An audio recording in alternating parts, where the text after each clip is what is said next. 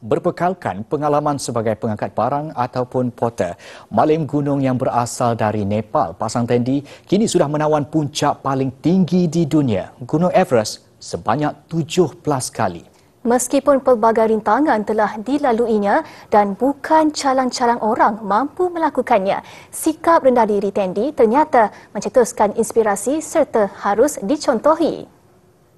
Pasang Tendi dilahirkan pada tahun 1983 di daerah Sangkua, Sabah, Nepal, sebuah kawasan terpencil. Dia mula menjadi porter di Annapurna ketika berusia 13 tahun. Ketika itu katanya, dia perlu mengangkat barang seberat kira-kira 43 kg dengan mengambil masa 12 hingga 15 jam selama 26 hari. Tendi berpeluang mendaki Gunung Everest ketika dia menyertai satu projek pembersihan di gunung berkenaan. Pada Mei 2004, dia berjaya tiba ke puncak Everest buat pertama kalinya. Ketika itu, Tendi berusia 20 tahun. Walaupun sudah berkali-kali tiba di puncak Everest, Tendi mengakui cabaran paling sukar ditempuhinya adalah sewaktu berdepan perubahan iklim termasuk runtuhan glasier. Menyertai misi menyelamat pendaki yang terkandas di gunung itu pula antara pengalaman berharga.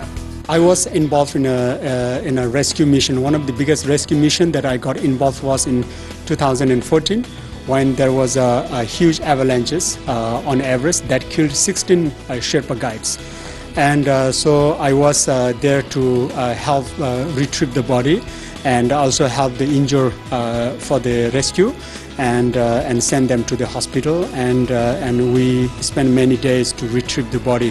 Ketika Gunung Everest tidak boleh didaki, Tendi kembali ke kampung untuk berkhidmat kepada komuniti tempatan termasuk memberi tunjuk ajar dan tip kepada sesiapa yang berminat dalam aktiviti mendaki.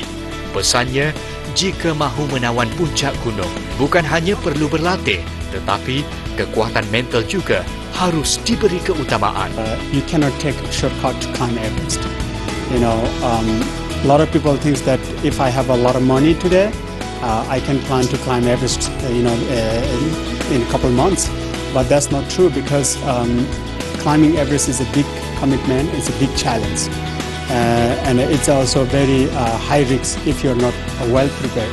So it is very important for every climbers who want to come and climb Everest to be very well prepared mentally, physically, and they should have a good knowledge of mountaineering. Tendi sudah menawan kira-kira 20 gunung di Himalaya dengan ketinggian kira-kira 6,000 meter.